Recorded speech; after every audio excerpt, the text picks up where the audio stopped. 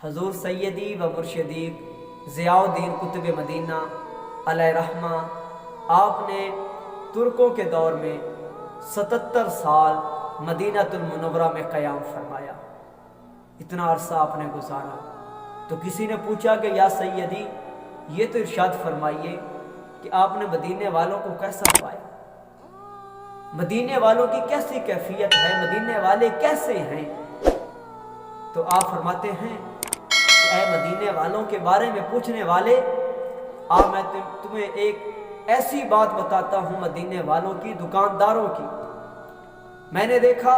ایک مالدار حاجی صاحب ایک کپڑا خریدنے کے لیے، کیونکہ وہ کپڑا خرید کر غریبوں میں تقسیم فرمایا کرتے تھے، وہ ایک دکاندار پہ پہنچے،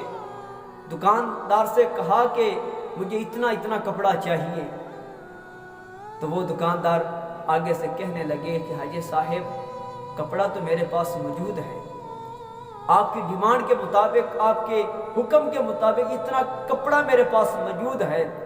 لیکن اگر آپ تھوڑی سی زحمت فرمائیں، وہ جو سامنے والی دکان ہے نا، آپ وہاں پہ چلے جائیں اور وہاں سے کپڑا خرید لیں۔ تو وہ حاجی صاحب کہنے لگے بھائی جب آپ کے پاس کپڑا موجود ہے، آپ کے پاس کپڑا ہے، تو آپ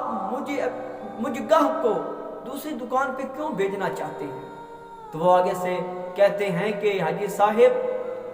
آج الحمدللہ میری بکری کافی ہو چکی ہے،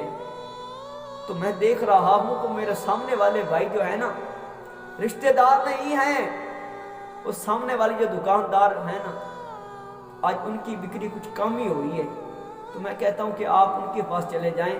اور تاکہ ان کا بھی بیوی بچوں کا جو راشن پانی ہے وہ بھی پورا ہو جائے۔ فرماتے ہیں یہ ہیں مدینے والے، یہ تھے مدینے والے۔ دل سے